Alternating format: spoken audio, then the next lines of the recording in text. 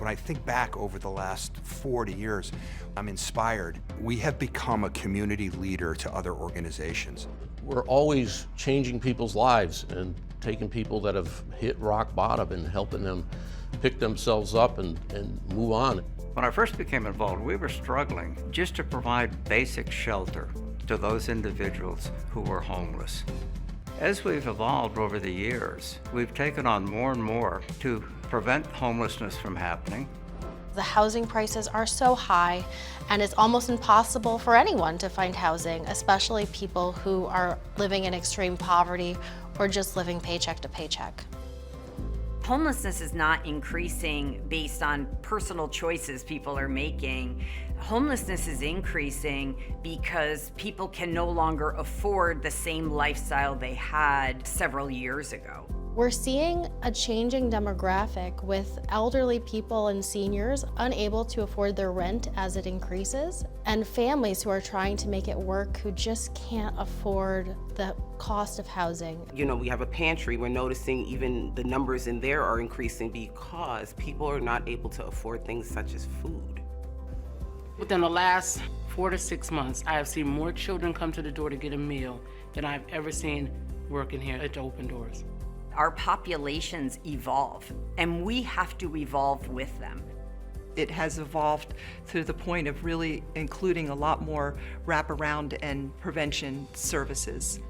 Really, it's been the last 10 years that we've been in a tremendous push to align our systems, work more collaboratively, and find out why are people becoming homeless. Maybe they missed a payment on their rent and then they got evicted by a landlord, or maybe they lost their job, or maybe they're dealing with mental health issues or addiction. With a little opportunity, they can be right back on their feet. That's one of the things that we really take pride in, just getting you into livable wages, also supporting people while they are going through the employment process. We're taking people who have gotten off track in some way, and we are helping giving them whatever the tools they need to be fully autonomous. We wouldn't be able to do that without the Smilo Life Center because it provides us so much more space to be able to provide food, to be able to provide clothing, access to medical care, ESL classes, GED classes, and the Financial Opportunity Center, which engages people in employment, financial coaching, access to income benefits. Over all the years, we kept it going and we kept things happening until we could reach this point where we've really been able to leap forward. 4 years ago, we were serving about 1,500 community members a year. Now we serve over 3,000. I've seen just the people that have been on the street physically because they had no place to go. That has decreased. And I think it really is primarily based on what the Open Door Shelter has brought to this community. They become like your family too. They start talking, they start sharing ideas. Everybody in the staff, they make you feel that if you have any problem, you could talk to them. This work is not done by the people in this agency alone.